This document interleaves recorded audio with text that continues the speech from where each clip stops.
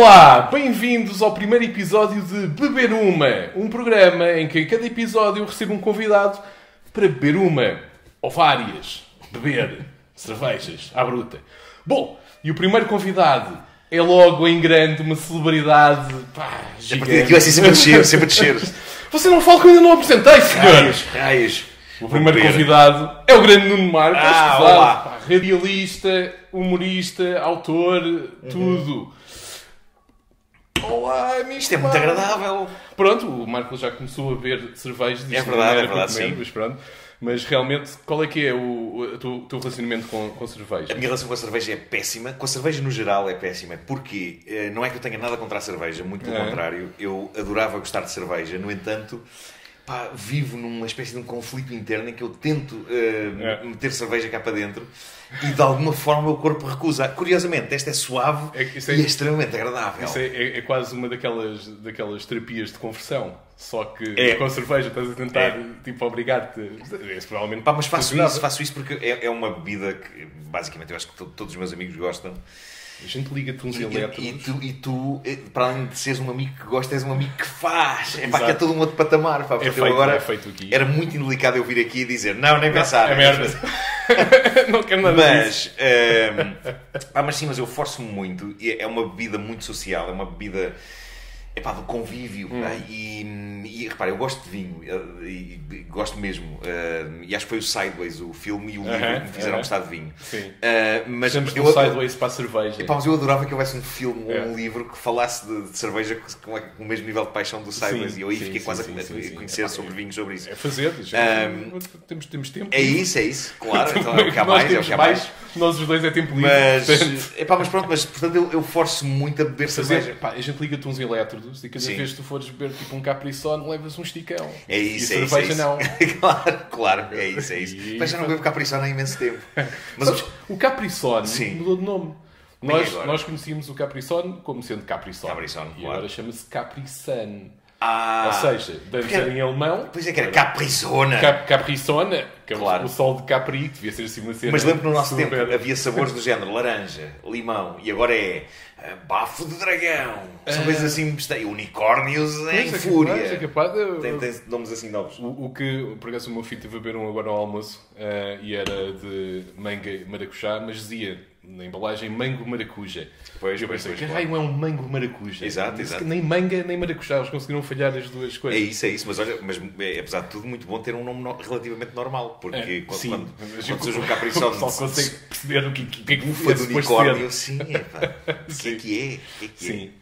Esta cerveja que estamos a beber agora, ela chama-se Echo Beach porque é uma cerveja que eu fiz a pensar, era suposto ser uma cerveja evocativa dos tempos passados lá no Oeste. Sim. E agora tu moras ao pé do mar, e um mar que é ali algo bravo, na zona da parede. E então esta cerveja leva algas e leva, portanto, no nariz, quando cheiramos, sentimos assim um aroma meio de frutos tropicais, só depois na boca. Pois é, mas termina com uma certa salinidade que tem a ver das algas. Eu adorava saber falar de bebidas com esse detalhe todo. Termina, começa. No vinho eu adoro as pessoas que dizem tem notas de... não sei o quê, e tu é naquela, é bom. Mas há coisas que parecem coisas abstratas. Notas de flores de não sei o quê, notas de passeios na praia. Sim, tu dizes, é bom, gosto, é bom. Nós temos víveres, deixa-me cá. Vamos ver o que é que eu tenho aqui para trás. Já agora sobre Echo Beach, é uma grande canção de Martha and the Muffins. Foi... Olha, e... tenho aqui um queijinho com mostarda. Queres com mostarda? Sim, senhor. Curiosamente, a primeira vez que eu comi essa combinação específica de queijo Gouda com mostarda foi acompanhado com cerveja, precisamente. Exato. E pensei, oh meu Deus, estes gajos são génios. Génios, digo eu. Depois vou molhar o queijo na mostarda, mas atenção, nunca fazer double dip com o queijo que se come. Se alguma coisa o Seinfeld nos ensinou... nunca faz double dip. Mas ensinou-nos várias coisas. Aquilo é uma escola. Vida. Aquilo é a vida, ela própria ali. É verdade, Este queijinho é bom. E agora tu continuas sem comer carne, não é? Ou já não comes carne todo? Ainda comes alguma carne? Como peixe, mas a carne foi um bocado à vida. A não ser... Em algumas alturas em que o meu filho quer-me comer um frango de churrasco e não há nada em casa e é preciso mandar vídeo aí com um bocadinho para não morrer à fome. Mas Mas sim, larguei a carne para aí aos 40 anos. Tens de insistir Já com lá os vão. gajos lá do coisa. Espera aí. Vais lá buscar ou eles entregam em casa? Vou buscar. Vais buscar, pronto. Mas dentro Porque ao pé da minha casa tenho os grelhados dos reis. Pronto, Dos reis, só que eu liguei o S com o R. Exato. Publicidade aí Sim. para essa malta. Não pode ser só Pink House. Exatamente. Sim. Epá, pronto. Uma vez mais, muito obrigado por teres cá. É uma grande honra Olha essa, para mim. adoro o cenário, adoro que vivas num bar. É verdade. Sempre foi o meu sonho. Claro Desde que sim. fiz. É isso. E agora pessoa realizaste-o. Uma pessoa tem vocações para a claro, vida e claro. uma delas era viver num bar. E então, conseguiste, é construí verdade. Sim, senhor. construí o meu próprio bar. E fiz isso. Muito Bom, encantado. rádio e assim, há quantos anos é que tens o Homem que Mordeu o Cão todos os dias de manhã, não é? O Homem que Mordeu o Cão fez agora 21 anos. 21 anos. Sim, com uma pausa pelo meio. Do Homem que Mordeu o Cão. Com uma pausa pelo meio, e nessa pausa não só mudaste de rádio, foste para a Antena Sim. 3, como também... Conheci a mãe do meu filho. Exatamente, pronto. Sim. Mas também, nessa altura, também mudaste um bocado o que estavas a fazer em rádio. Sim. Foi a altura que tiveste o A Vida em Marco também. Sim. Houve várias na Antena 3. A Antena 3 permitiu fazer assim uma espécie de tubo de ensaio de coisas mais ao lado, pelas quais eu, na volta, seria preso se as tivesse feito naquela altura na comercial. Mas isto é muito giro, porque as coisas que eu fiz na Antena 3, muitas delas, foram experiências para coisas que eventualmente eu estou a fazer agora na comercial. Eu acho que o Homem que Mordeu o Cão hoje em dia, Pois é, e a caderneta de cromos e tudo, vem muito de experiências que eu fiz na Antena 3. Epá, nada é tão radical como as coisas que eu fiz na Antena 3. Sim, porque o Homem que Mordeu o Cão, na sua essência, és tu a ler notícias bizarras que acontecem. E na Antena 3 fazias coisas mais pessoais, não era? Sim, Mais sobre sim. ti. E isso acabou por entrar... Hoje em dia, o Homem que Mordeu o Cão... É quase uma vida em Marco também. É quase uma vida em Marco. Porque eu tendo a colecionar as minhas experiências, eu tendo a desejar que me aconteçam coisas más, não muito más, ou seja, nada de partir uma perna ou mesmo falecer. Porque falecer era chato. se eu falecer, depois não posso falar sobre isso. Em princípio, não sei. Não sei que haja uma edição especial com um médium. Exato. Mas eu gosto que me aconteçam pequenos azares, e eu sou muito dado a pequenos azares, para depois falar deles na rádio. Eu consigo que o meu cérebro bifurque, de facto. E há um lado em mim que está a dizer, mas porquê que isto não está a acontecer? E o outro, não, isto vai ser giro amanhã na rádio. Pois, e houve, mesmo na comercial tiveste outras rubricas, tiveste ainda recentemente, para além da caderneta de cromos, que foi um sucesso gigante. Fiz a grandiosa História Universal das Traquitanas, que foi um flop. Talvez porque tenha sido o mais próximo que eu fiz na comercial, com uma rubrica daquelas que eu fazia na Antena 3. Pois, se calhar. Mas sabes que, na verdade, apareceram muitas pessoas quando aquilo acabou a dizer eu gostava daquilo, porque acabaram. Sim. Aquilo era a história das invenções. Era pegar uma invenção e dissecar a sua origem. Se calhar era porque veio muito na senda foi demasiado radical. da caderneta de cromos, e acaba por ser parecido com a caderneta de cromos, na medida em que estás a falar sobre coisas. Não é? Só que sem aquele poder nostálgico. Exato. Que e era muito... Aquilo às vezes era muito marado. A caderneta de cromos era mesmo uma coisa nostálgica e que nos punha a pensar nas nossas vidas. Um pouco e acho que cerveja, aliás. É isso. Nostalgic Beach Ale. Beach Ale. Que é uma coisa que deve irritar aqueles fanáticos da cerveja. Tipo, alguma vez algum cerveja. Mas tu chegaste a este ofício para irritar as pessoas. Sou um agitador. Claro. É assim, sou uma espécie de punk do... Pois é. Mas já não sei o que estava a dizer, mas sim, estávamos a falar das traquitanas. Das traquitanas. Que foi uma coisa que eu gostei muito de fazer, mas de facto as pessoas não agarraram por essas razões todas que estávamos aqui a dizer, e então resolvi voltar ao Homem que Mordeu o Cão. Porque o Homem que Mordeu o Cão, na realidade, é uma coisa que eu posso fazer até ter 90 anos. Sim. Todos os dias há histórias bizarras e todos os dias há coisas bizarras a acontecer ao mundo e a mim. E portanto, aquelas coisas que na verdade não se esgotam. Sim, e podes meter lá coisas pelo meio quando não há atualidade bizarra a acontecer. É verdade. Hoje em dia é mais fácil arranjar notícias bizarras para falar do que era há 21 anos. Eu lembro que há 21 anos. Quando começaste a fazer isso. Sim, eu era uma espécie de um arauto das notícias bizarras, porque como as pessoas não havia muita gente com a internet em casa, eu era a pessoa que dava as notícias em primeira mão e as pessoas ficavam tipo, ok, não pode ser. Como é que arranjavas nessa altura? Já era com a internet? Era já com a internet, porque na realidade o Homem que Mordeu o Cão começou depois da Rádio Comercial instalar internet nos seus computadores. E depois de eu próprio ter começado a ter internet em casa, ainda com aqueles modems de 14.4. Fazia um grande chavascal. Sim, parecia um jogo do Spectrum a entrar. Aquilo era estranho. Será que era mesmo preciso fazer aquele barulho todo? Não sei. Acho que era armar. Na volta aquilo era um chip de som só para ter a sensação que estava a acontecer alguma coisa. É porque de repente parecia que estava a abrir-se um portal para o inferno. Aquilo usava a linha telefónica das casas das pessoas. Era. E depois, muitas vezes... eu lembro-me em casa, os meus pais estragavam chamadas telefónicas. Sim. Porque pegavam no telefone para fazer uma chamada qualquer e aquilo caía. Sim. E eu, na altura, eu morava com os meus pais ainda, quando comecei a ter internet com isso e pronto. Para mim o pior era mesmo esse ruído hediondo. Sim. A dormir, 2 da manhã, a pessoa ligava aquilo e aquilo começava a marcar assim um número, tipo... Sim. É verdade, era o número da Telepac. Depois, de repente... Felizmente não ficava a fazer esse som depois durante a ligação toda. Olha, isso é que era. Mas era uma altura incrível em que tu tinhas imenso medo de ver coisas pelo dinheiro que aquilo significava em termos de gastos.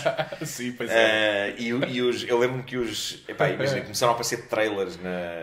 Lembro que eu estava muito curioso para ver o trailer do filme Ed Wood. Sim, que era de 95 e yeah.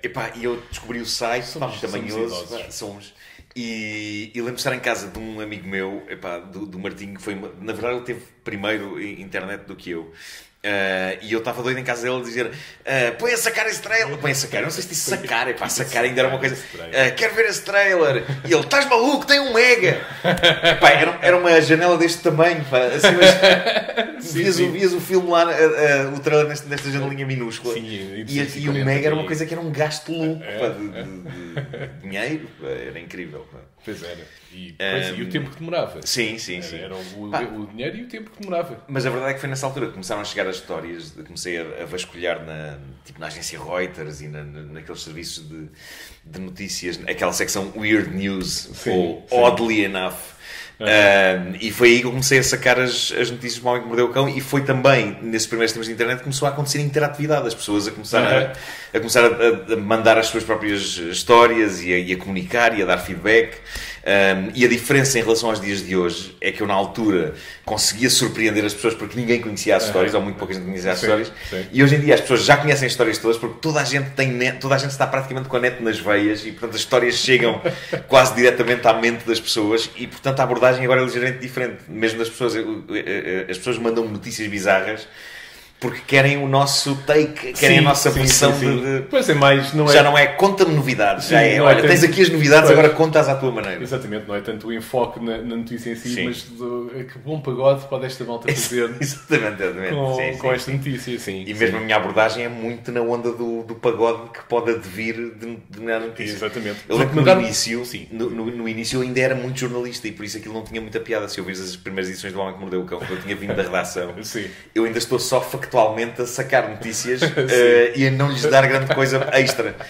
Vou-te dar uma notícia dessas bizarras que eu não vi tu a comentar ultimamente no coisa, e que eu apreciei, e que fala também um bocado sobre o poder da internet e isso tudo, que é... sabes aquela senadora nos Estados Unidos, a Alessandra Cortez? Tem 3 nomes. Sim, tem. Ela está a agitar muitas águas, e há pessoas que não apreciam aquilo e estão a tentar fazer assim um assassinato de caráter, não é? Para já de caráter. Para já, logo se vê, se calhar. Exato. Mais extremos aproximam-se. E então, desde publicar vídeos dela a dançar, tipo, olha para isto, uma senadora aqui a divertir-se alegremente, o que é isto? Até coisas mais do género, aqui esta fotografia que ela tirou da banheira, dá para ver suas tetinhas. Eu ainda não vi nada dessas fotografias. Houve uma que é uma fotografia que é, tipo, ela faz conta que eu sou a senadora, e então ela está assim com os pés de fora e está a tirar e vê-se os pés, só depois na torneira supostamente dá para ver o reflexo dos seios. Pronto, a malta toda, é para esta pouca vergonha e tal. Só que aquilo era fake, não era uma fotografia dela sequer. Pronto. Okay. Sim. Quem é que descobriu que aquilo era fake? Fetichistas de pés. Há uma vez esses são os pés. Eu já olhei muito para pés e consigo reconhecer os pés. Isso não são os pés. Epá, mas o que é giro naquilo Deus abençoe os fetichistas de pés por trazerem a verdade a malta do ao mundo. Wikifit, que é um site que existe mesmo. Isso já se chama Wikifit. Wikifit. Isso é bom material, de facto. Eu vou pegar nisso. Fizeram o debunk daquilo tudo. Mas não foi só aquela do... Não são iguais. Sim, não. Foi cientificamente suportado aquilo. Porque disseram, não, o metatarso do segundo dedo é diferente. É que eu nunca pensei que os fetichistas de pés levassem a coisa a esse termo dos metatarsos e não sei o quê, mas eles gostam mesmo de... Se uma pessoa gosta de pés, claro, tem que analisar... Vai até onde a ciência permitir. O Wikifit, vou lá. Wikifit, é bom. Stout Tsunami. Vamos passar para a segunda, a Stout Tsunami. Os nomes são muito bons. É uma Oatmeal Stout. Leva a veia. Eu fui bruto. Fui bruto a mandar com isso. Sim, senhor. Vou sair daqui a gostar de cerveja. Incrível. Epá, olha, já, quanto mais não seja... Que bom serviço, pá. É uma vitória. Claro que sim. Claro que sim. Sim. É verdade que de manhã tu aqueces a voz ao som do Uptown Girl. É uma das canções, de facto. É uma das canções. Mas varia muito também com a minha disposição. Porque o Uptown Girl, do Billy Joel, é de facto uma canção muito... Pá, é muito entusiasmada aquela canção. Sim. Aquela... E tu vais por arranca fora. logo à bruta. Né? É muito intenso logo. Vamos fazer um dueto, mas daquela parte do meio, não a parte do início. Espera, mas tenho que apanhar.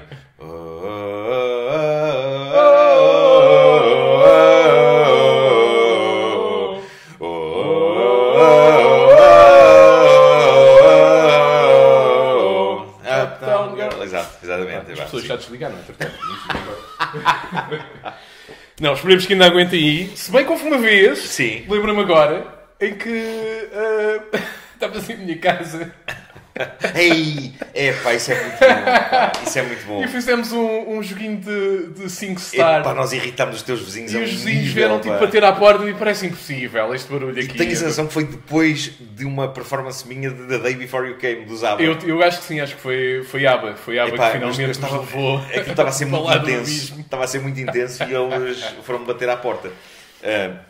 E eu odeio que isso aconteça, pá. Eu odeio irritar vizinhos. Eu mudei de casa já para não ter de gravar esse agora aqui podes fazer noites de karaoke à vontade. Vamos fazer à grande tudo. Claro. É isso.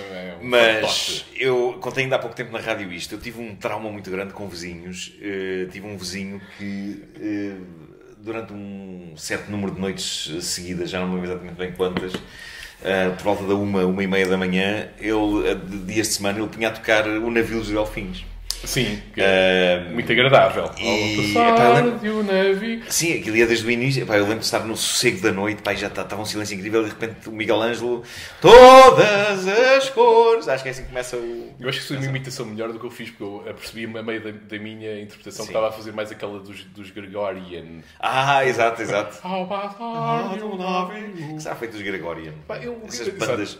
E quem era isso? Era Gregorian, não era Divinos. Não sei. Havia uns que eram os Divinos. Houve uma altura que houve assim uma verdade. praga. Sim, a culpa disso é dos Enigma. E depois tão depressa como apareceu, desapareceu. Sim. Não, a culpa é dos Enigma, mas isto na verdade aconteceu depois dos Enigma. Bem depois. Os Enigma já tinham lançado outros discos sem canto gregoriano, que eles só fizeram um com canto gregoriano. Logo o primeiro. Os Enigma, que só passado anos é que eu descobri que aquilo era malta já célebre com outros nomes. Aquilo era a Sandra. E o Michael Cretu. Sim, o Michael que era o marido dela. E depois fizeram aquele projeto e pronto. E mudaram a face da música tal como a conhecemos. Quando tu ouves I'll Never Be Maria Magdalena, aquilo são os Enigmas. Aquilo já são os Enigmas, é verdade. Até porque a Sandra entra nos Enigmas, no disco dos Enigmas. Sim. A cantar e a sussurrar. Pois é. Mas eu só descobri isso montes de anos depois. Sim.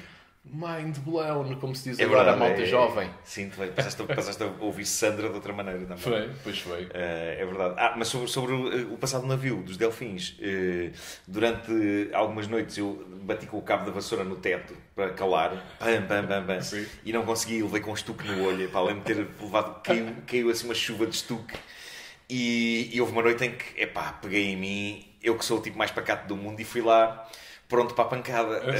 Então, isto acaba hoje. batia à porta com veemência. Mas para era ver um todos, tipo... era todos os dias à mesma hora. Epá, sim, todos os dias. Foi para aí durante uns 4 dias, 5 dias, à uma Isso é e promessa. meia da manhã. Seria promessa ou assim. Pá, não sei. Há Sei que que fui prometi lá... ir a Fátima a pé e Sim, eu segurar a minha netinha, eu prometo todos os dias todos à 1 da ouvem manhã o navio. ouvir um navio, que é a coisa que eu mais odeio. Achas que o próprio senhor estava a sofrer? Eu acho que sim. Não há mais nenhuma explicação para ser todos os dias à mesma hora, que ele tem que ser. Era incrível. E então fui lá bater à porta e bati com veemência. Bati, um toque agressivo. E eu acho que ele percebeu o que era, porque não me abriu a porta, mas baixou o som instantaneamente. E eu gostei que tivesse sido resolvido dessa maneira. Pá. Não me estava nada a apetecer sacar do meu... Então o senhor trabalha-se. Acha isto bem e tal. É um dia de semana. Será que era o próprio Miguel Ângelo? Será que era Justino do Miguel Ângelo? Não, é para o Miguel Ângelo vive em Cascais e eu encontro várias vezes e é possivelmente das pessoas mais porreiras da música portuguesa. Sim. É verdade, ele é muito... Apesar de tudo. Muito... Mas eu tinha discos dos Delfins, eu tinha a bandeira dos Delfins. Pá. Quando as pessoas cascam nos Delfins, aquilo na origem, eu tenho alguns discos da primeira fase dos Delfins. E além de que o Miguel Ângelo... Eles faziam música para peças de teatro experimentais. Sim. O Miguel Ângelo é um geek musical tremendo. Epá, tem um conhecimento da música tremendo. E é também a voz de Woody no Toy Story. Tu tens um programa semelhante a este, não é? Na cave do Marco, onde semanalmente tens lá convidados de elevadíssimo gabarito. E num dos últimos, vocês fizeram, à altura que estamos a gravar isto, acho que foi mesmo o último, fizeram um passatempo para oferecer. E depois foi, eu tive 3 esgotamentos a falar isso. Aquilo era desnecessariamente complexo, as regras. Mas devo dizer que a culpa não foi minha. Eu achei graça às regras serem complexas. Para mim, quando eu ia entrar para gravar aquilo, a minha ideia era fazer uma coisa muito simples, que era os primeiros e alguém disse, mas isto é sempre os primeiros. Não, foi uma das próprias pessoas da Disney que estavam lá a acompanhar a operação. Estavam lá mesmo no sítio? Estavam. Sim, foi a Ruth que disse não, isto que era agir, era dar às 5 últimas pessoas, porque isso faz com que as pessoas fiquem mais atentas durante o programa todo e não sei o quê.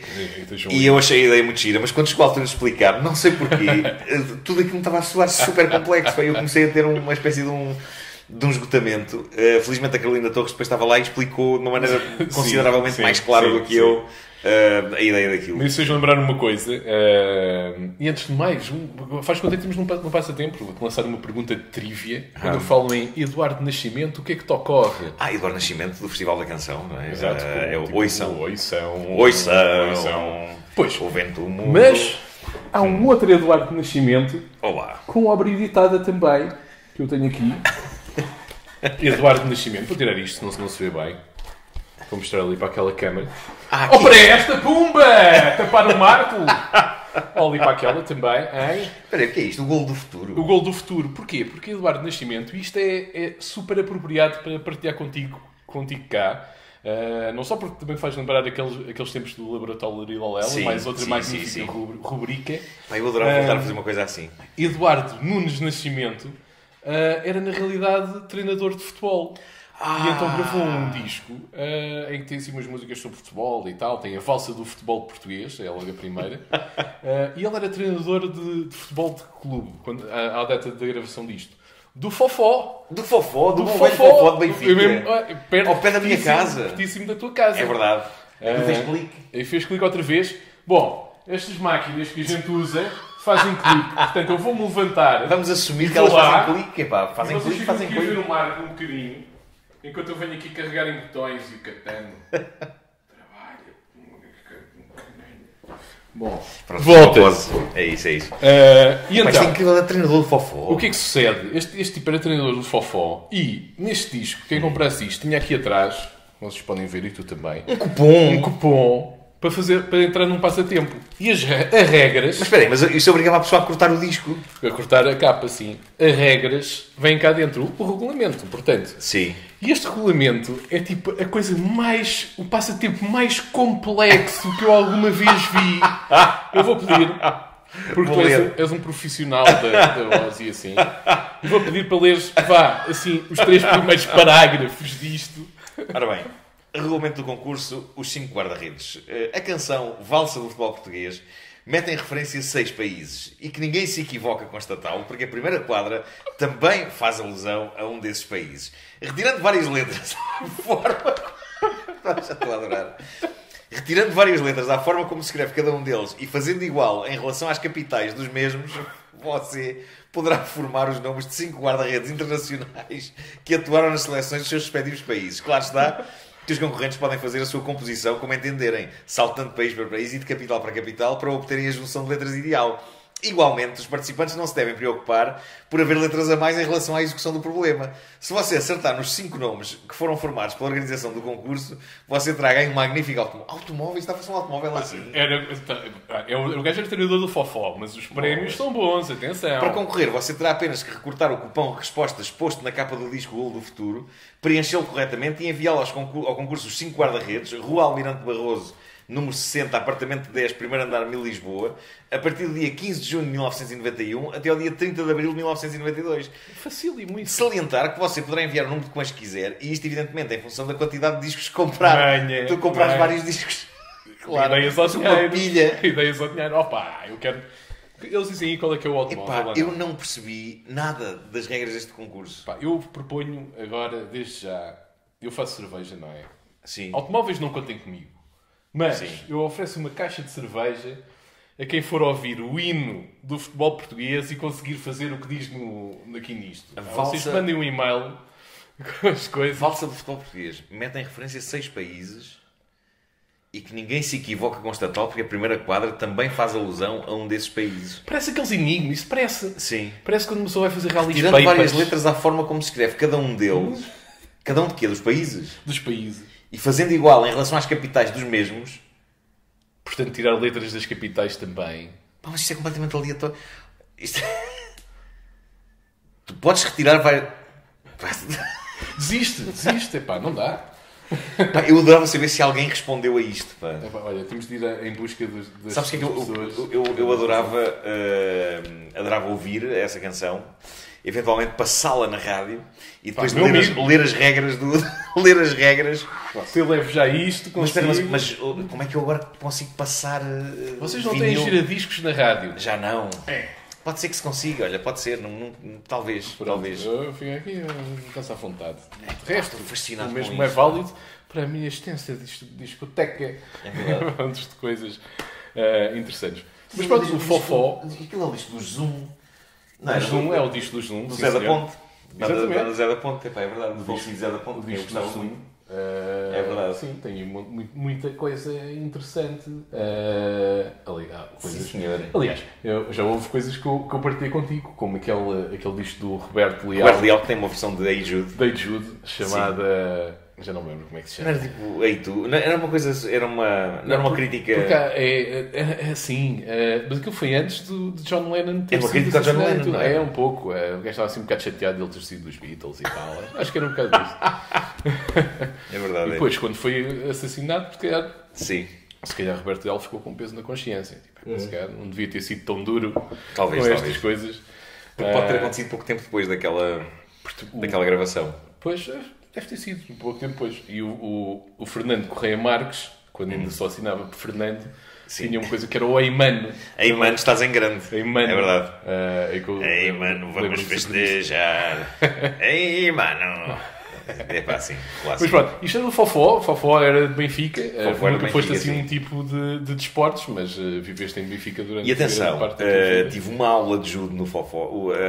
O Fofó tinha uma secção de vários desportos e tinha lá aulas de judo. E a da altura achou-se, os meus pais, que se calhar valia a pena eu aprender alguma modalidade de combate.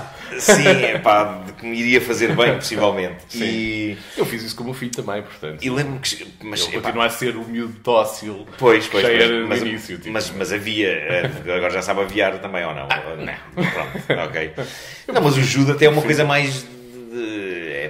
Sim, ele fez judo. Algo zen, mas não é como o karatê, não há muitas chapadas no judo. Não, mas ele fez judo, mas depois nós pensámos naquela, este miúdo, abusam dele e tal, vamos pô-lo aqui no taekwondo e também para melhorar a concentração e tal. E aquilo era um frete para ele, coitado. Pois.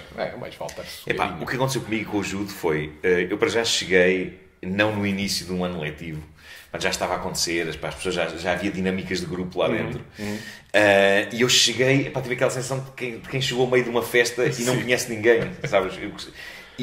Vou agora andar aqui agarrado a esta malta. Isso aliado, de facto, àquilo que o judo estava a fazer um bocado de confusão. Eu senti-me bastante desconfortável lá dentro. E o professor, à altura, diz, vai, agora tudo a formar pares. E calhou-me um tipo que tinha o dobro do meu tamanho. Era um tipo muito grande. E o professor dizia, vamos treinar as projeções e não sei o quê. Eu sei que antes de eu sequer dizer o que quer que fosse, já estava a ser projetado por cima das costas do tal tipo grande e caí, como não sabia cair. Ninguém me tinha ensinado, tinha que se bater com as mãos no chão e não sei o quê. Isso é a primeira coisa que se ensina no judo. Mas não, eu cheguei no meio e puseram-me a fazer aquilo. Exato. E eu fui com as costas ao chão e fiquei sem ar. Fiquei eu assim, tipo, não estou a conseguir. E o meu parceiro, que era gigante, mas era um tipo assim que tinha bom coração, estava assim, não é? Está tudo bem. E eu, não consigo respirar. Fiquei muito tempo assim. E no fim dessa aula pensei, nunca mais cá para os pés. E assim foi, tive uma aula de... Se é para isto, não contem comigo. É isso, foi um bocado essa lógica. Só fui para desportos de combate para se aleijar. Claro. Foi essa a minha lógica, e por isso desisti do judo. Sim. Ia dizer com muita pena minha, mas não. Não tive porque temi que me fosse acontecer parecido. Mas pronto, Benfica é quase uma personagem na tua criação toda. Na verdade, o eixo Benfica São Domingos de Benfica. É tudo aquele... Porque eu vivi nos dois sítios. Eu morei em São Domingos de Benfica muitos anos também. Pois. E portanto, relaciono-me ali com aquilo. Pois. Mas mais recentemente fizeste o 1986. Que era uma espécie de ode também à Benfica daqueles tempos. Aquilo era uma ode mesmo assim à minha adolescência e ao meu pai, assim, uma série de coisas. Sim, foi filmado in loco, não é? Muitas das coisas. Uma parte foi filmada aqui, não aqui na tua casa, mas aqui na zona de Loures. Eu estou à espera que me metem com um pague estúdio.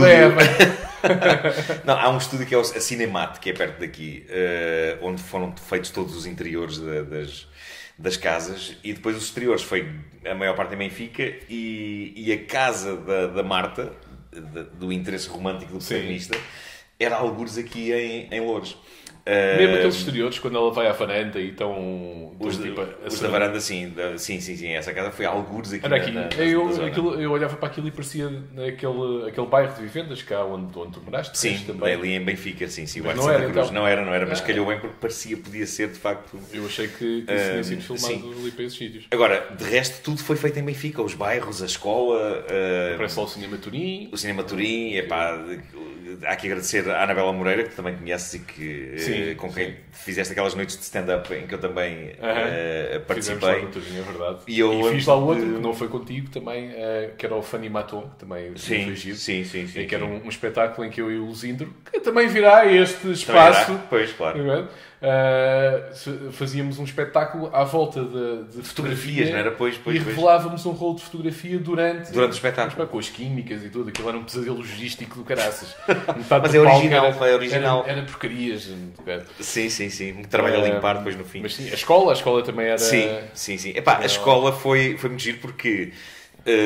na realidade, o Henrique Oliveira, que realizou a série, um dia diz-me, como vamos fazer tudo nos estúdios da Cinemat, será que em vez de filmarmos em Benfica não podemos filmar na zona de Loures tudo?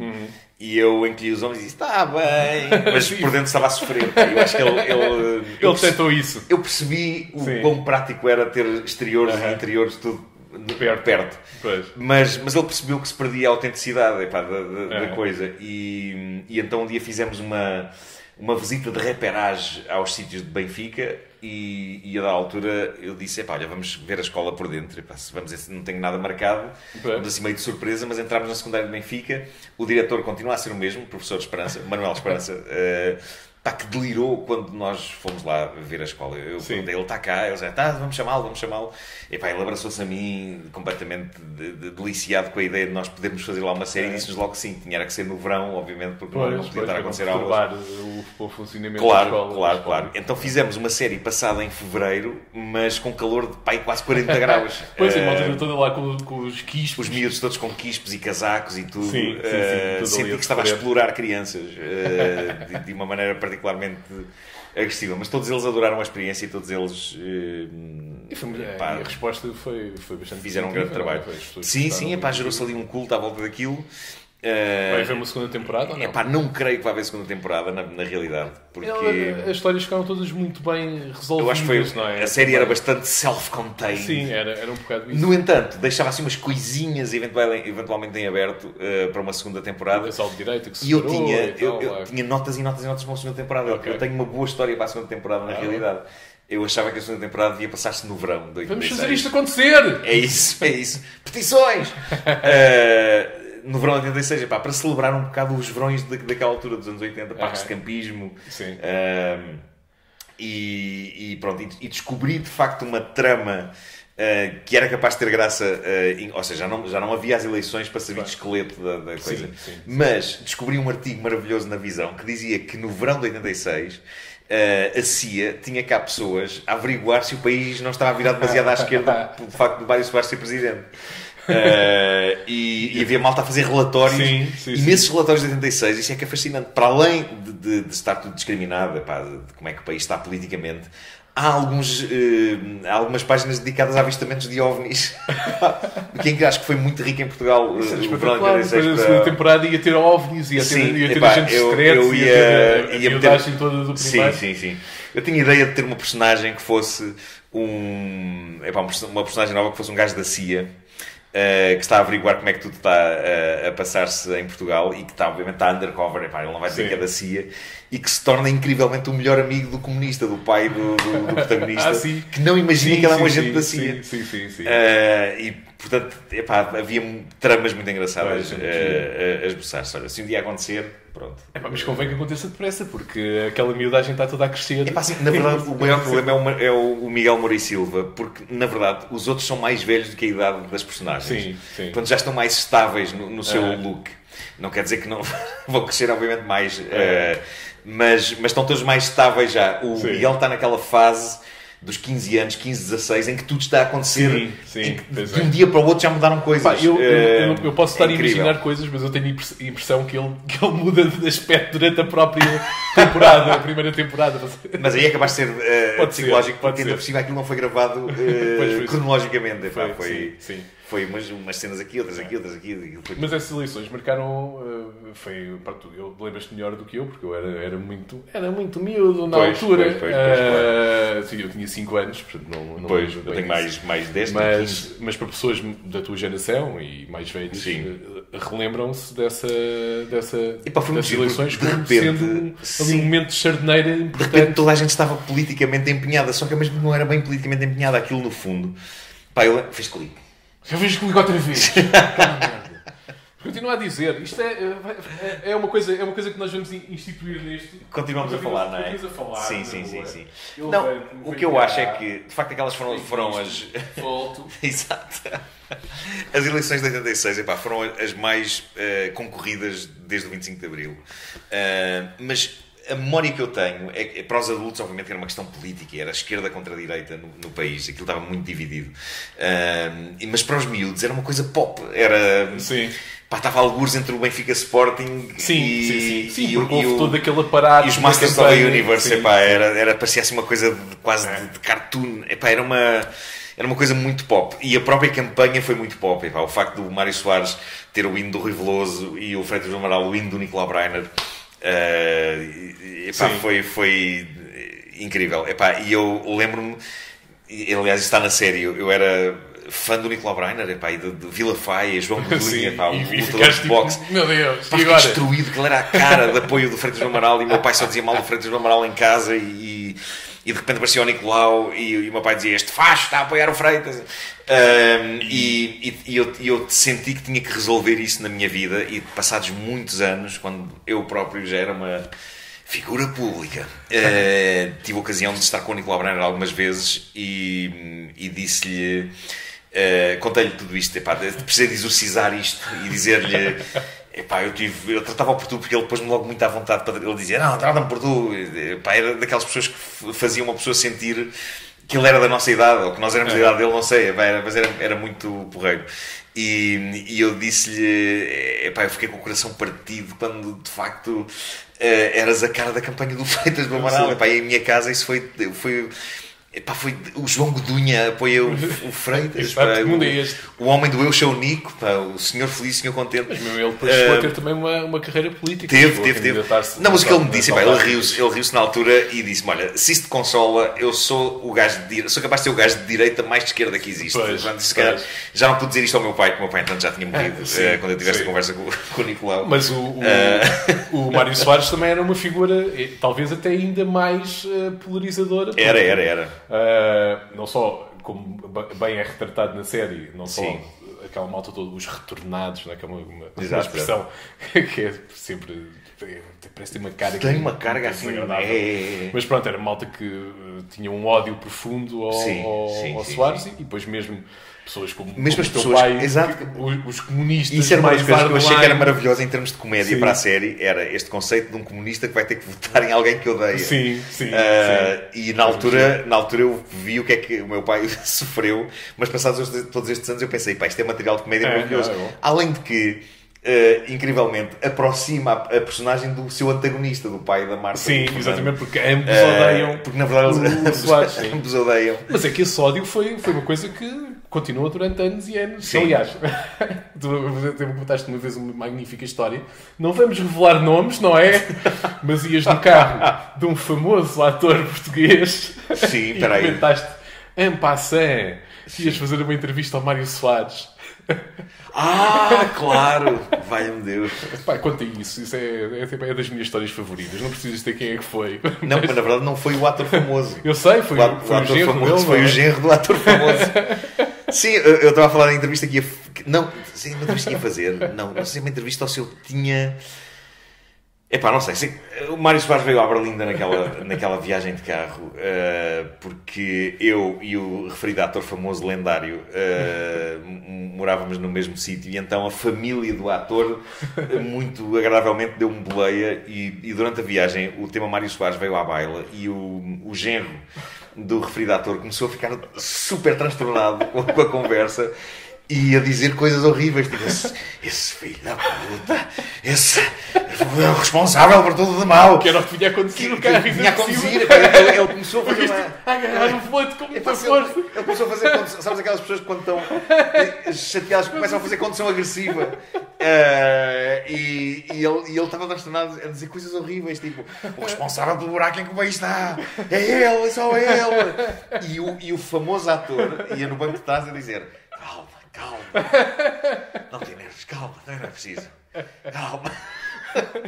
Foi das viagens mais surreais que eu tive, é verdade. Sim. E pronto, temos agora aqui uma nova. Isto tem aquele altinho de espuma. Esta é a Deep Kick, é uma IPA. É tipo quê? Deep Kick. Esta consiste em quê? É muito, muito aromática. Pois é. Quando cheiras, sente assim Sim. um agradável aroma a lúpulo. E tem assim no rótulo, tem os meus avós a tripar ácido. Eu disse-lhes, não, vá lá, vocês já são velhos, eu tenho medo do quê? É só pôr este selo na língua e deixem-se estar à vontade e depois ficaram os dois aí a tripar em conjunto. Claro, fizeste bem. Estou a brincar, não deem psicotrópicos aos vossos avós, claro. Ou aos cidadãos sénior, de uma maneira geral. Odeiem, não sei. Cada pessoa sabe de si, não é? Exatamente. É isso. Sim. E agora, para o futuro, o que é que tu tens assim de coisas a acontecer? Vou agora fazer uma Néspera no Coliseu. Exatamente. Na verdade é uma Néspera no Cu, o musical. O que é que podemos esperar disso? Epá, na verdade eu não estou autorizado a dizer o que é que se pode esperar disto. Até porque até aqui há uns tempos... O que é que você vem aqui fazer? Aqui há uns tempos... Não, mas eu explico porquê. Aqui há uns tempos nós próprios não sabíamos o que esperar disto. Mas agora já está Agora já temos e estamos bastante histéricos com aquilo que temos para mostrar às pessoas. Eu estou com algum receio porque é tão ambicioso a dada altura que se falhar é horrível. Se falhar é horrível. Vocês vão estar lá, vai ser convosco a mesma, vai ser um musical... Vai ser surpreendentemente muito mais parecido do que as pessoas julgam com tudo o que já fizemos antes. Mas vai ter ali um twist. Foi um daqueles fenómenos que deixou, quando acabou, não é? Deixou todo um público órfão daquilo e a sofrer. Sim, mas nós achámos que tínhamos acabado na altura certa, porque já estávamos a começar a sofrer muito para criar coisas que nos soassem frescas no que toca a dilemas. E portanto decidimos, ok, vamos acabar isto em grande, fazer estes coliseus, obrigado, foi ótimo, e não mais pegar nisto. Mas depois começámos a ter nós próprios saudades. Sim. E então, ainda antes de pensarmos no disparate que estávamos a fazer, marcaram-se estas datas que começaram a vender bastante nos coliseus. E quando chegou a altura de trabalharmos, percebemos porque é que de facto tínhamos parado de fazer. Porque os problemas que tínhamos tido... Os problemas que tínhamos tido quando decidimos parar são os que estamos a ter agora. Nada mudou. E estamos a enlouquecer. Estamos a pensar, meu Deus, mas porquê é que a gente se meteu nisto? Portanto, é provável que depois destes espetáculos a gente não volte de facto mais a pegar na Nespra. Mas é provável que façamos outra coisa qualquer os três. Sim. Porque nós funcionamos bem uns com os outros e aquilo dá-nos bastante gosto. Estar na presença uns dos outros já é uma coisa que dá gozo. Mas sim, vamos fazer agora isto. Vai ser bastante ambicioso em algumas alturas do espetáculo. O que era giro, para além da jabardice extrema, havia várias coisas giras na Nespra. Desde logo a jabardice extrema. Era um misto de... Eu acho que nós pegávamos em jabardice e usávamos de uma maneira... criativa e artística, ou seja, tínhamos que construir, era como se tivéssemos um cagalhão e tínhamos que fazer uma estatueta bonita, não é? Clássica com aquilo. Mas muitas vezes surgiam assim grandes dilemas filosóficos lá no meio, de facto, que até apareciam assim. Quando surgiam era quase surpreendente, tipo, para lá, subitamente isto realmente é muito profundo. Sim. E o mais engraçado era ver também as pessoas que nós convidávamos e perceber o quão louca é a mente de pessoas normais. Sim. Uma das pessoas que tem a mente mais perturbada é o António Zambujo. Não tenho dúvidas disso. É uma pessoa que tem coisas estranhas a passar-se na mente e que alinhou muito bem na nossa... Mas tivemos mais surpresas incríveis. A Cristina Ferreira. A Cristina Ferreira, quando foi ao Coliseu, estava lá nessa... Estamos a tentar que ela regresse agora para esta nova leva. Mas sim, nós gostamos de surpreender as pessoas. Recusam a ir? Deve haver. Nunca ninguém se recusou, mas as pessoas que recusam são aquelas que não respondem às chamadas e a gente percebe, ok, não vale a pena insistir mais. Talvez agora, passadas 182 chamadas, a gente possa dizer, ok, parece que não vai querer. Houve alguns casos assim, sim, sem dúvida. Mas eu acho que as pessoas depois alinham e gostam. Tivemos a Rita Pereira num dos shows ao vivo.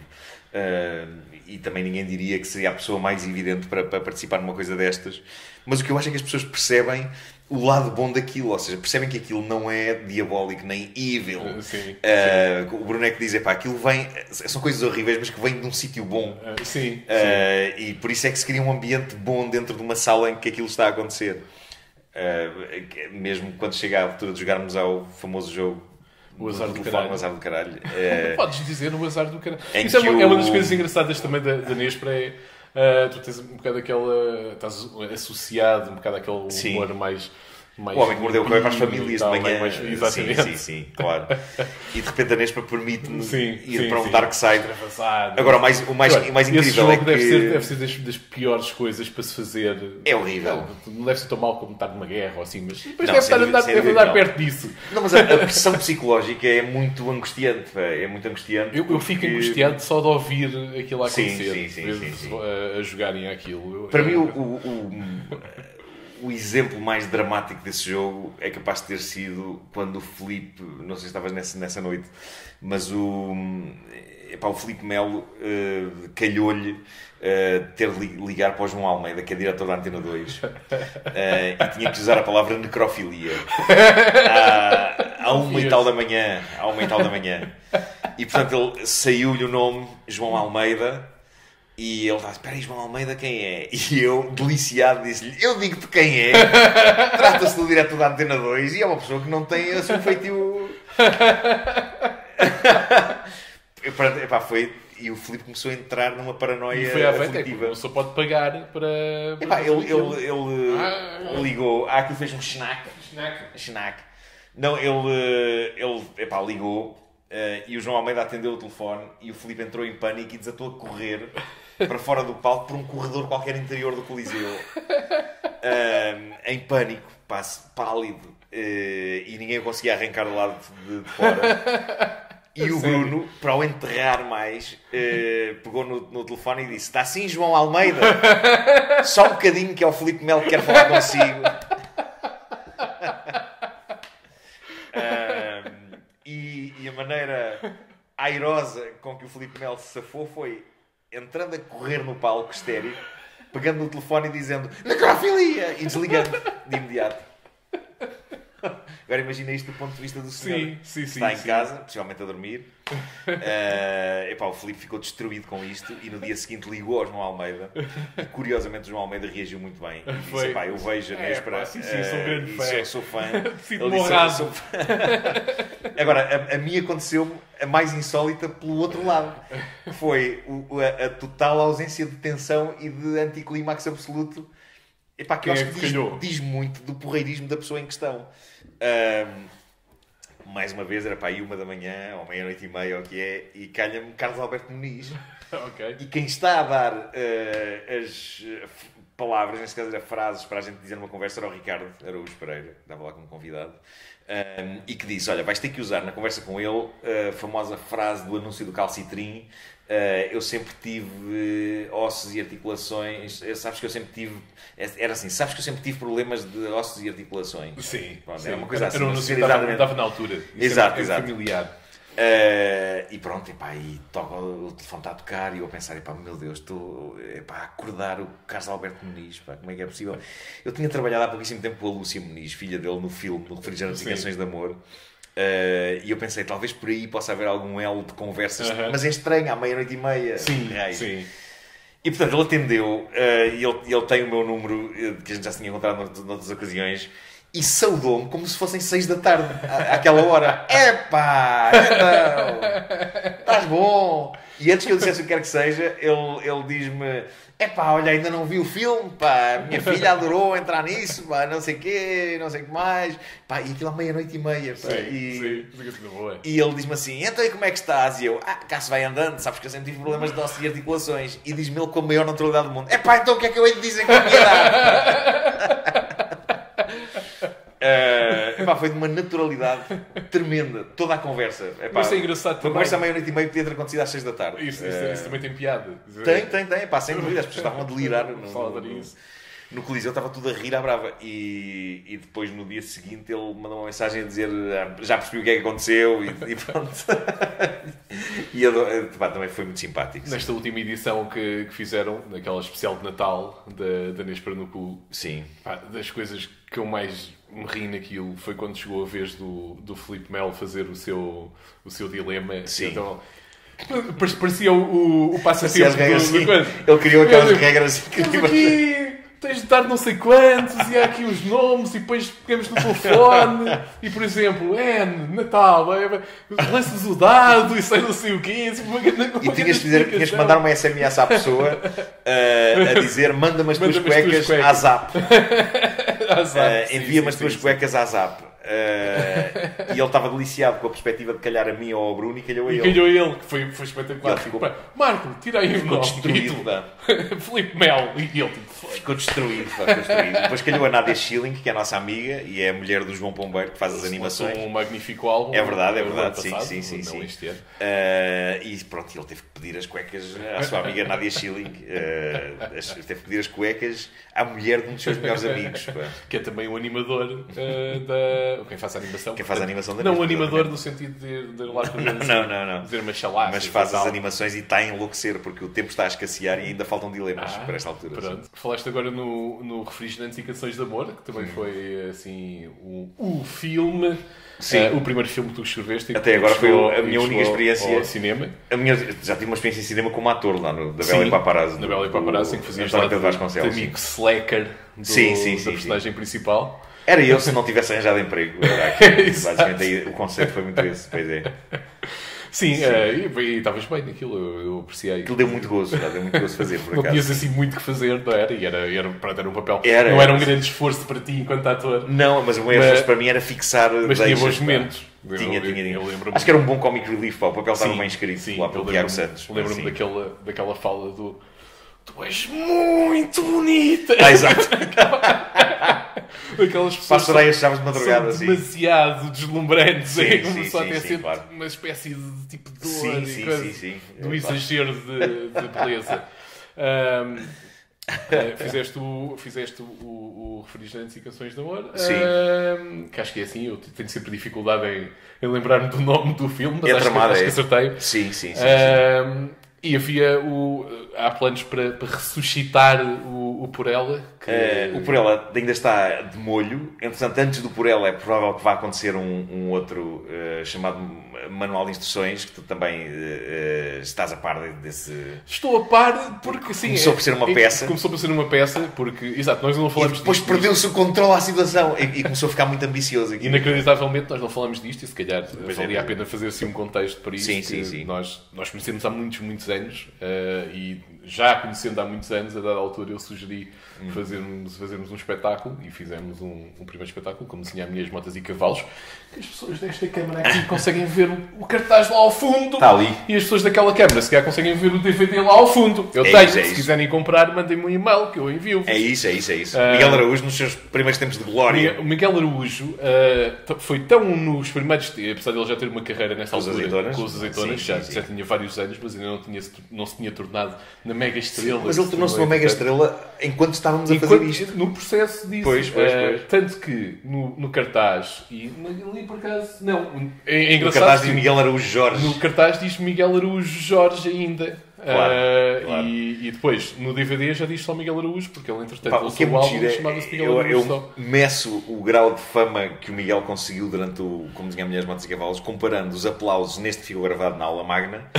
Que é, Sim, vou então sim, chamar sim. um músico Um e músico aparece mesmo. ele e as pessoas aplaudem educadamente, tipo, não Sim, fazemos ideia quem é sim. este senhor, mas passadas, mas não foi muito tempo, já, eu diria que passadas para aí umas 3 semanas ou 4 ou o que é que foi. Também a ideia era só fazer um espetáculo, não é? Sim, Era sim. só fazer um Mas espetáculo começámos da a fazer Alamagna. vários. Mas aquilo foi tão giro e correu tão bem, as pessoas gostaram tanto e nós divertimos a fazer aquilo, que dissemos, pelo menos no Porto temos de fazer um também. Sim. E então fizemos no Porto, mas pronto, Porto ele estava a mas jogar em casa. o que eu sei- o mas que eu sim, sinto para é o que- final já havia grandes ovações. Epá, assim que ele entrava era uma aclamação também, porque já não era um tipo Sim, anónimo, sim. Era o criador dos Maridos das Outras, Sim, que entretanto sim. se tornou num êxito de rádio gigante. E verdade. foi muito giro fazer isso. E isso até passou a ser incorporado no Sim. espetáculo em que tu fazias Sim. animavas. E eu tenho notas para uma sequela que comecei a escrever na altura em que me separei, Sim, uma coisa chamada O Amor Aleija. Epá, ainda é coisa para pegar. Não sei. Sim. Eu já, E depois comecei a escrever uma peça de teatro chamada Manual de Instruções, que depois Exato, começou a que era o que nós estávamos a descambar dizer. numa coisa demasiado ambiciosa para ser feita dentro de um palco. E há planos para isso chegar ao cinema, então? Epá, eu dei a ler o argumento ao Henrique Oliveira, com quem tinha feito o 1986, 1986, e o Henrique adorou aquilo e ficou com vontade de fazer aquilo. Portanto, olha, vamos ver o que é que vai acontecer. Ok. Não sei o que vai acontecer. Nós, na altura em que nessa primeira transição entre fazer disso um espetáculo de palco Sim. para fazer um filme, Até na altura tínhamos pensado que era uma coisa engraçada para tu te estreares na realização. Sim. Não sei se é assim uma ambição que tu tens ou... Epá, eu gostava só por uma razão que é quando são outras pessoas a realizar, isto nem sempre acontece. Pronto, epá, o 1986 correu bem, tive uma boa relação com o Henrique, mas digamos que há muitas partes de Refrigerantes e Canções de Amor que eu teria feito de uma maneira bastante diferente. Aliás, toda a história do processo do Refrigerantes e Canções de Amor dava um filme em si mesmo, mas disso falaremos noutra ocasião. Mas uma coisa que eu pensei no fim foi, epá, mas porquê é que me estou na realidade a queixar? A partir do momento em que eu escrevo um argumento que é dado a outra pessoa para fazer, o filme é tão dessa pessoa como meu, ou se calhar, que é o realizador, até é mais dessa pessoa do que meu. Epá, quando tu pensas num filme do Scorsese, escrito, sei lá, por um Richard Price, A Cor do Dinheiro, não vais dizer que é um filme do Richard Price, é do Scorsese, o gajo realizou aquilo. E portanto, a minha lógica é, talvez eu me pare de queixar quando eu tomar as rédeas da situação e realizar. Epá, adorava experimentar, não sei se talvez começar por coisas mais pequenas, uma curta ou uma coisa assim para apanhar o jeito. Ou então trabalhar com pessoas que eu sinta que estão exatamente no mesmo comprimento de onda. O Refrigerantes e Canções de Amor inicialmente era para ser feito pelo Filipe Melo. Durante muito tempo ele esteve no projeto como realizador, depois teve que sair para fazer outra coisa. Sim, o Filipe Melo é assim um autêntico homem do Renascimento, mas não no Renascimento. Sim, epá, ele faz tudo, é incrível. Ele faz tudo, é incrível. Aclamado músico de jazz, autor de sim. BDs, produtor de cinema, cinéfilo. É incrível. Ele devia epá, é daqueles que a gente diz, se tivesse nascido no estrangeiro. Exatamente, aquela coisa. Teve azar.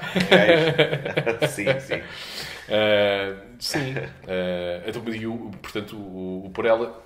Não, o Por Ela é possivelmente a coisa que eu mais vontade tenho que aconteça na realidade. Mas... Epá, não sei bem como é que posso ressuscitar agora. Sinto que na realidade não é muito difícil de ressuscitar. Epá, é arranjar só alguém que esteja disposto a meter guito. Mas foi muito giro termos feito aquela coisa do crowdfunding na altura. Porque na realidade batemos recordes portugueses de crowdfunding. Conseguimos um valor que nunca ninguém tinha conseguido. Apesar de não terem conseguido. Na prática não serviu para nada. Sim. Mas conseguimos uns gostosos 40 e tal mil euros que depois tivemos que devolver às pessoas. Já que a ideia era chegar aos 100 mil. Mas era uma coisa nova o crowdfunding e é muito... Principalmente hoje em dia as pessoas estão mais sensibilizadas para isso. Eu tenho notado que... Estavas demasiado na vanguarda, foi ser demais, se calhar. Não sei, eu sei que hoje em dia existe aquela coisa do Patreon e os patronos dos podcasts, por exemplo, e que as pessoas estão alegremente a dar dinheiro porque percebem que é trabalho que está ali a acontecer e que se calhar não aconteceria de outra maneira e pago por mais ninguém, e que se calhar tem que ser as pessoas que gostam de ver a meter nem que seja €1 por mês para que a coisa aconteça. Não é nada chocante, mas cá em Portugal ainda temos muito aquela lógica de o quê? Então isto agora está-me a pedir dinheiro, não tem dinheiro para fazer ele próprio. Não, de facto não. O filme é uma coisa muito cara de fazer. Essa situação. Claro. Realmente não tenho. É isso. Lamentavelmente. Mas pronto, é isso. Mas o Por Ela é daquelas coisas que está sempre, acho que não passa um dia em que eu não penso naquilo e em maneiras de pôr aquilo em prática. Já me ocorreu e não estou... Estou a pensar que pode ser uma coisa interessante de fazer, até para voltar a ganhar interesse pelo projeto, para as pessoas ganharem interesse. Transformar aquilo numa espécie de folhetim de Instagram, folhetim com texto e imagens, e a história vai-se formando num puzzle ali a enfrentar as pessoas. Vamos ver, olha, não sei. E depois pode ser que isso dê origem então a que alguém diga, olha, isto era giro em filme, toma dinheiro. Sim. Ou então nada acontece outra vez. Ou então nada acontece. Claro. Ou então dou-te pouco chime e não chega e fica mal feito. O Por Ela é engraçado porque é um filme bastante arriscado de fazer de várias maneiras. Eu tive uma conversa aqui há tempos com uma pessoa de quem gosto muito e que é muito porreira, que é a Susana Barbato, que é a pessoa que manda na parte de cinema da Nós. E ela gosta muito de mim, do meu trabalho, e já temos feito vários projetos e coisas, e a Comic Con também foi, a cave na Comic Con foi uma coisa que também teve mão dela, mas aqui há tempos estava a almoçar com ela e ela estava-me a dizer, não num tom agressivo de produtora de Hollywood, mas até com algum carinho, tipo, os teus argumentos não se percebe o que é, não se percebe se é uma comédia, se é um drama, se o que é que é. E é exatamente isso que eu gosto nisso. Sim, mas também admito que é capaz de ser muito difícil em termos de vender. Sim. Hoje em dia precisamos muito de etiquetas e precisamos muito de certezas sobre o que é que é. Isto é para rir ou não. E o Por Ela é uma coisa em que a comédia e a tragédia estão as duas muito próximas uma da outra. Sim. E é um filme que consegue ser muito cómico, ou um argumento que consegue ser muito cómico e muito, muito triste, mesmo triste até às profundezas. Sim.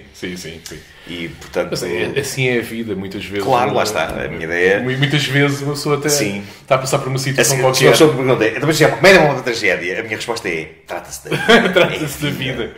Mas quantas vezes acontecem coisas que são muito dramáticas, mas ao mesmo tempo também são profundamente ridículas lá no meio. Quantas vezes nos funerais tu não tens vontade de rir com alguma coisa que está a acontecer? Sim, muitas vezes. E é esse o espírito do Por Ela. É uma situação muito traumática que depois acaba por ser muito cómica, porque se tens dois tipos que gostam da mesma mulher e ela vai casar com um deles e eles odeiam-se um ao outro e ela morre e eles percebem que mais ninguém percebe tão bem a dor do outro do que o outro. E a maneira como eles criam uma amizade muito trôpega a partir daí, eu acho que é uma coisa diferente. Não vou ver nada assim no cinema. E está de facto naquela fina linha entre a tragédia horrível e a comédia daquele odd couple a tentar funcionar. Eu agora vou trazer à Alissa umas fotografias também. uma história. Eu acho que nunca te ouvi contar isto em público, portanto não sei se é o tipo de coisa que tu queres contar em público, mas se não for, a gente corta. Exato, claro. Sim. E tem a ver com isso. Eu achei engraçado à brava, mas tem essa mistura de comédia e tragédia que foi quando tu, em criança, os teus pais te contaram que se iam divorciar. Toda essa história. Aquilo é bom, tem muitos detalhes. Tem detalhes de absurdidade que são engraçados. Eu incorporei, interessante, essa história nas minhas eu tenho uma coisa chamada Como Ser um Saco de Pancada Deprimente e Vencer na Vida, que fui a Macau apresentar. Gostei muito de ir lá. E eu conto lá pelo meio essas histórias. A história da primeira separação dos meus pais, que eles depois juntaram-se outra vez. Mas a primeira foi delirante, porque eu tinha para aí 8 anos e eles decidiram levar-me a sítios separadamente para me darem a notícia de que aquilo ia acontecer. Eles iam separar-se.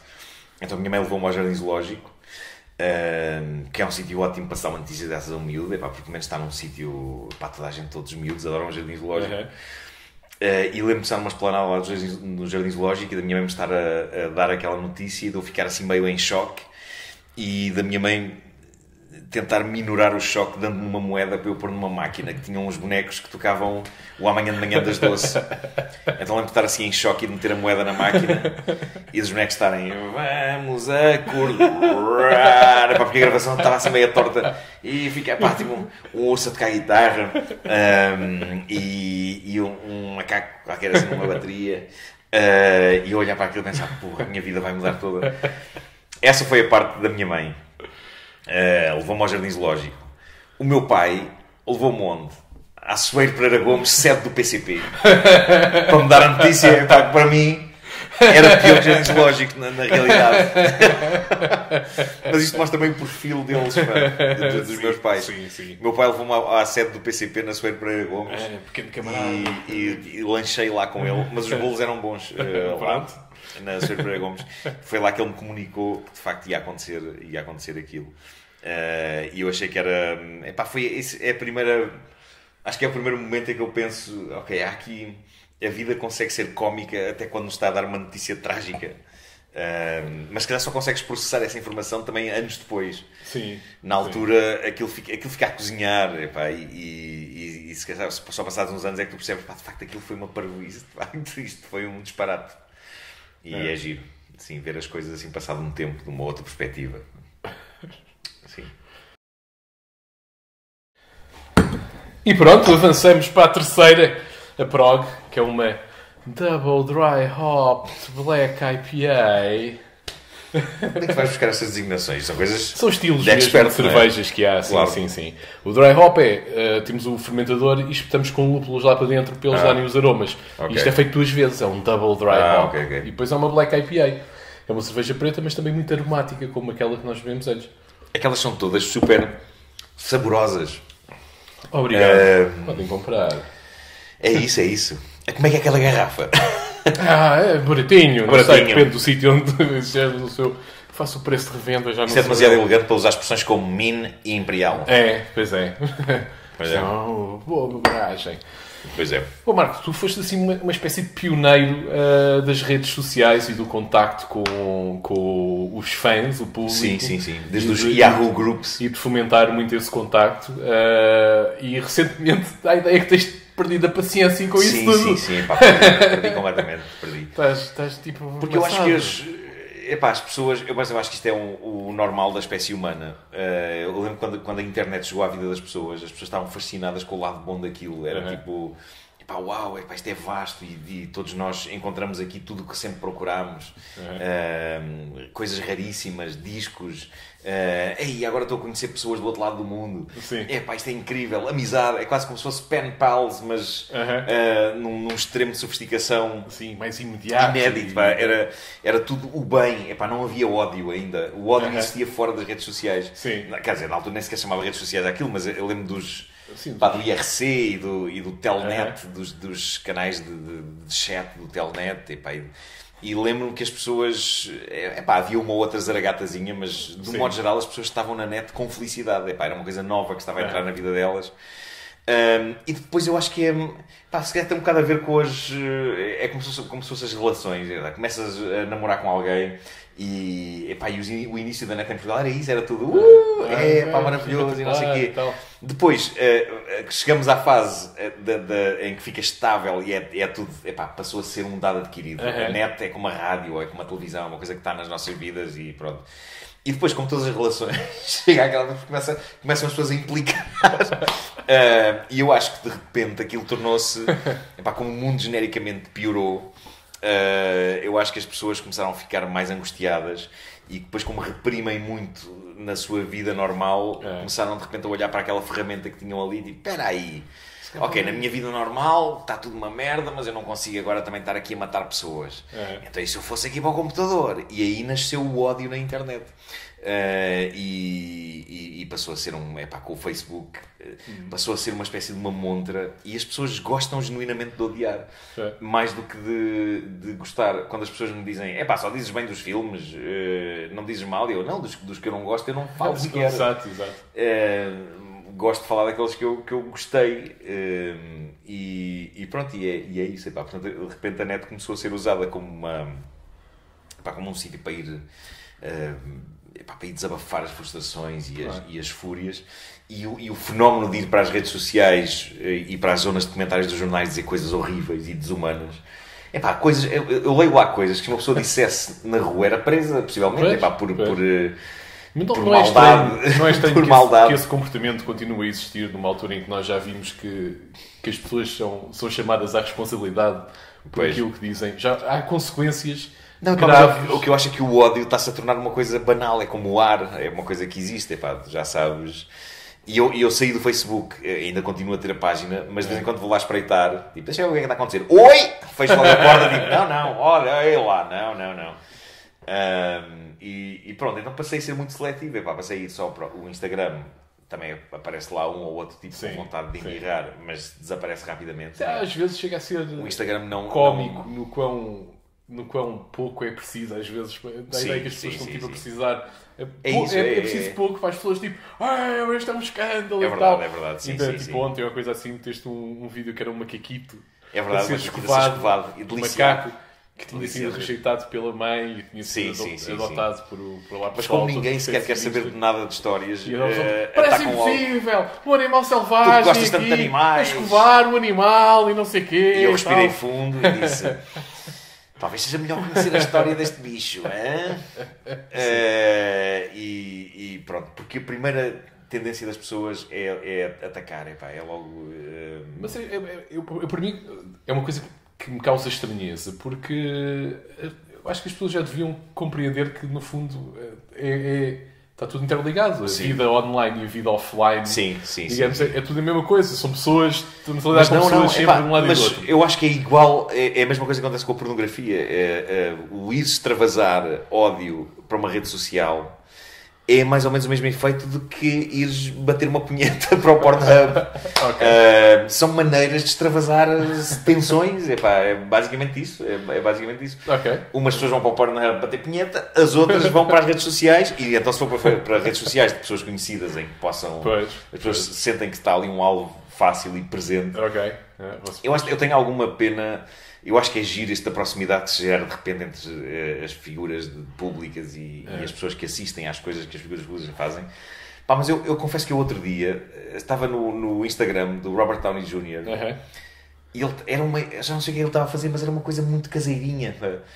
E eu dei por mim a pensar, primeiro pensei, olha que giro, a gente ver o Iron Man, pá, uma das maiores vedetas do cinema mundial a fazer isto. E depois pensei, mas espera aí, mas será que era mesmo preciso eu ver... Exato. O que é feito da mística dos velhos tempos, pá, do Harrison Ford, pá. A gente sabe lá o que é que o Harrison Ford faz na sua vida caseira e não precisamos de saber. A parte da mística está em imaginar que aquele tipo é o Indiana Jones ou que a vida dele é muito parecida com a do Indiana Jones. Sim. E de repente as redes sociais vieram de facto abolir essa... vieram cortar algum do brilho das estrelas, de certa maneira. Há um bocado quase uma obrigação de ter uma presença na rede para se manter relevante. Isso... há pessoal que manda isso às ortigas completamente. Sim, completamente. Eu sou um idoso de 60 anos que utiliza expressões como mandar às ortigas. Sim, claro. És um jovem idoso. Portanto, será que... Há pessoas próximas... que eu conheço, o Ricardo Araújo Pereira não tem nenhuma rede social. E lembro-me que ele abriu um Facebook durante breves horas. E nessas breves horas ele abriu o Facebook só para fazer 3 coisas. Um post de indignação, outro com uns gatos fofos e um outro que já não lembro o que é que era, mas ele cobriu as várias coisas que se podem fazer nas redes. Sim. E achei muito giro. E depois de cobrir essas 3 coisas, desligou e apagou. E apagou, sim. Pois, sim, e o Ricardo... não sei, eu estava no outro dia a ver, uma pessoa que também conhece, ela deu uma entrevista a Catarina Furtado e estava também a falar destas questões das redes e assim. E ela disse uma coisa que era interessante e que mostra um outro ponto de vista e que às vezes é giro, que é, muitas vezes a necessidade de ter uma rede social parte um bocado das pessoas também terem um bocado de necessidade de partilhar coisas que eles não podem fazer no seu dia-a-dia. A Catarina Furtado apresenta programas e assim não pode estar a dar opiniões, não tem um espaço dedicado para dar opiniões sobre as coisas que lhe interessam. E nessa medida, é bom as pessoas poderem ter uma voz para poderem falar dessas coisas. E, assim, o Ricardo ótimo como ferramenta tem de um programa semanal em que pode falar tudo o que quiser. Toda a gente sabe o que ele pensa. Acaba por ter um veículo para emitir essas opiniões. O que é interessante, não sei se o Ricardo é um tipo incrivelmente talentoso e dotado da palavra e portanto não é difícil para ele, quem querendo ter um fórum numa televisão assim para poder dizer as suas opiniões, porque realmente só se um gajo fosse maluco é que recusava ter o Ricardo Araújo Pereira. Mas nem toda a gente tem essa possibilidade e, portanto, acaba por ser interessante. E depois, também se cria, muitas vezes, essa tensão com o público, do público achar que estas pessoas servem para entreter e que não têm direito às suas próprias opiniões e que sentem... Acontece muito isso, quando eu dou a ofendê-los. Agora já não, mas nos tempos do Facebook eu lembro de mandar opiniões sobre qualquer coisa e de haver respostas de não, faz, mas é piada, e cala-te. Exato. É tipo macaquinho. Exatamente. Toma lá mais uns amendoins e faz-nos rir e cala-te. Entretém-nos. Exatamente. Se querem ter opiniões políticas, vou pôr no Regeiro. Então você é quem? Ao senhor das graçolas. É isso. Sim. Não, mas é isso. As pessoas embirram muito, mas eu acho que cada vez mais... Se calhar também não podemos olhar para aquilo que acontece nas redes sociais como a vida. Acho que temos que olhar, de certa maneira, como uma espécie de uma amostra do negrume que se calhar todos temos cá dentro. Eu acho que a espécie humana é perversa. Para isso. E uns conseguem acamar a sua perversão, outros precisam de extravasar e muitas vezes é para ir... É preferível que pessoas venham dizer coisas... Claro. Eu prefiro que as pessoas sejam assim nas redes sociais do que sejam assim na rua, porque senão era um caos. Virem direito a ti na rua e dizer sim. Eu lembro que houve um tipo, uma vez, a minha primeira crítica negativa, eu dizia que eu devia estar enterrado, dizia que gostava de me enterrar só com a cabeça de fora e depois dar-me pontapés na cabeça. Ainda bem que ele disse isto na net e não pôs em prática. Que era muito chato. Eu acho que era uma pessoa morre. Realmente o nível de de fantasias que as pessoas inventam. Sim. Qual é que é o pior que eu podia fazer a este indivíduo? Exato. Ganha um cheiro de porrada, não é suficientemente mau. Por isso é que eu digo que isto é muito parecido com a pornografia, pá. É uma coisa visceral que vem das pessoas, pá. As pessoas estão com uma espécie de uma ereção de maldade mental, pá, em que precisam de extravasar. E depois devem ficar super aliviadas quando acabam de escrever aquilo, pensam, pronto, agora se calhar a minha vida já faz mais sentido. Mas depois olham em redor e dizem, não faz, não. Pá, eu não acredito que alguém possa sentir-se mais feliz depois de extravasar ódio nas redes. Mas pronto, cada um sabe de si. Exatamente. É isso. Bom, uma Nespera no Coliseu, tens as datas? Não. Vão ver. Epá, eu esqueço-me. Isto é que serve o Google, amigos. E, para além da Nespera no Coliseu, também Lusitana Comedy Club, o porquê da coisa. Tens um livro, não falamos peça do livro. delirante. Páginas de livros infantis rejeitadas. Eu não tenho, se não tinha depois pois é. E eu agora não tenho que ir à editora mais cópias. Não tive vagar de ir comprar. Pois é. Eu tive de fazer cerveja. É um escravo da cerveja. Um escravo da cerveja.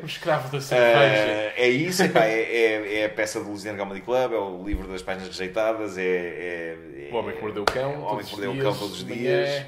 É muita coisa. Sim. E o que sabe-se lá o que mais irá acontecer em 2019. Tudo dirá. É isso. Marco, muito obrigado por teres muito inaugurado este espaço. Foi magnífico. A partir de agora sempre a descer, não é? Ui, você tem muito alta conta. A cerveja, pá. Esta mistura toda, eu não bebi os copos todos, mas ocorreu aqui uma mistura. Está bem. Mas aprovei, epá, eu acho que se toda a cerveja fosse como a tua, eu beberia cerveja. Eu arranjo-te uma caixinha agora para tu levares para casa boa, e beberes lá no conforto do teu lar. Está muito bem. E pronto, e vocês venham ver mais coisas destas. De futuro teremos mais. Queria ver se conseguia fazer disto uma coisa semanal, não garanto nada, porque... Mas, olha, tudo desligou-se, portanto vou falar para esta agora só. Façam um like, não liguem àquilo de estar sempre a desligar, se não tem culpa, pronto. Façam um like, partilhem com os vossos amigos, subscrevam essas coisas que se diz para se fazer agora. É isso. Eu se calhar vou arranjar um passatempo qualquer para vos dar coisas destas. É isso. Em troca de subscrições e cenas. Obrigado e bom dia. Adeus. Alerta passatempo! Estou cansado. Espero que tenham gostado desta entrevista. Anda aqui a minha cadela, para trás e para a frente. Houve problemas técnicos, eu sei, há coisas a limar. Vou tentar fazer melhor nos próximos. Esperai. Bem! Não é uma coisa de beleza. Isto, meus amigos, é uma caixa com 12 cervejas. É um sortido de cerveja. Não é com o Beach. Subscrevam no canal, façam um like no Facebook, sigam-me no Instagram e mandem-me um e-mail para troviscal@pinthousebeer.com e depois eu faço assim um sorteio e quem ganhar recebe esta caixa. Dependendo de onde vocês estiverem, eu posso entregá-la ou não em mão. Pode ir por transportador ou não sei bem, logo se vê na altura, mas eu faço chegar isto. Durante a conversa, aludiu-se também ao passatempo de Eduardo Nascimento. Eu sou um homem de palavra, se alguém me conseguir mandar uma resposta àquele confuso enigma de Eduardo Nascimento, eu também arranjo umas cervejas ou assim. Portanto, façam coisas e até à próxima. Vamos todos beber uma.